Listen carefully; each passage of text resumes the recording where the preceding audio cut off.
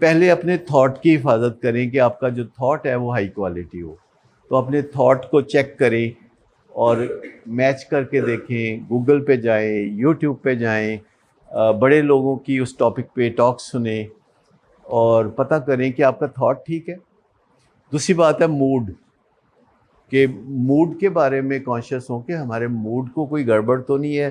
یہ صبح اٹھتے ہی برا برا سا منہ کیوں بنایا ہوتا ہے, یا گھر میں ابا آتے ہیں تو لڑائی کے لیے کیوں تیار ہوتے ہیں, یا کوئی اس طرح کی چیز. تو موڈ بڑی امپورٹنٹ چیز ہے. تیسری چیز ہے بیہیویئر, جس کو ہم ول پاور کے ذریعے قابو میں رکھنے کی کوشش کرتے ہیں.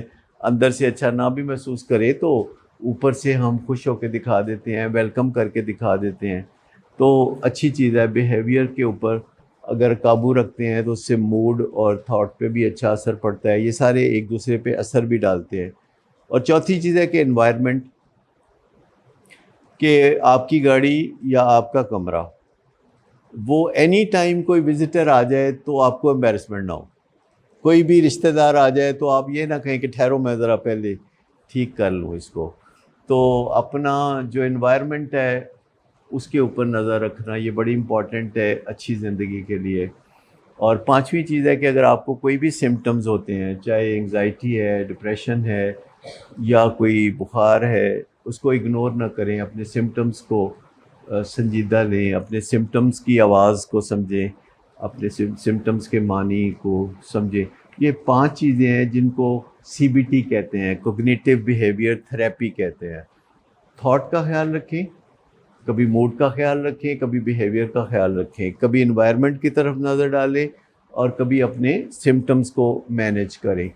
یہ ساری چیزیں اگر آپ کرتے رہیں کہ کسی دن ادھر زیادہ توجہ, کسی دن ادھر زیادہ, کسی دن ادھر زیادہ.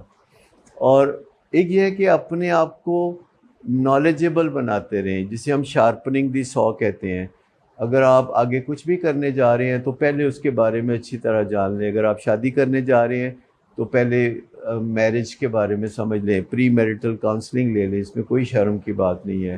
اگر آپ کوئی جاب کرنے جا رہے ہیں تو جاب پہ کیسے چمکتے ہیں پہلے وہ سمجھ لیں. اگر آپ نے کاروبار کرنا ہے تو کاروبار کی سمجھ لے لیں, کسی کاروباری کے ساتھ زندگی گزارے. میں نے 50 ایسے امریکن لوگوں کے ساتھ ایک ایک مہینہ لگایا ہوا ہے کہ جو میرے فیلڈ کے پائنیئرز تھے, اور ان کے ساتھ ایک مہینہ کام کرنا اور ان کے ایک قدم پیچھے چلنا تاکہ آپ دیکھ سکیں کہ وہ آگے کیسے چلتے ہیں. اور بہت سارے تجربات زندگی میں انوکھے حاصل کیے. میں 3 سال تک لاہور ہائی کورٹ جاتا رہا, میرا کوئی مقدمہ نہیں تھا. میں ہر جمعے والے دن لاہور ہائی کورٹ میں جا کے کسی نہ کسی جج کے کمرے میں بیٹھ کے دیکھتا تھا کہ وہاں کیا ہوتا ہے, کیسے مدعی آتے ہیں, کیسے مدعا علیہ آتے ہیں, کیسے وہ ایک دوسرے پہ ایلیگیشن لگاتے ہیں, کیسے پھر جج فیصلے کرتا ہے. اور 2-2 3-3 گھنٹے میں جج 30-40 فیصلے بعض اوقات کر گزرتے ہیں. تو آپ کو سمجھ آتی ہے کہ اچھا یہ کیسے ہوتا ہے. پھر بہت دفعہ دیکھا کہ کاروباری لوگ کیسے اپنے کاروباری فیصلے کرتے ہیں, CEOs کیسے فیصلے کرتے ہیں.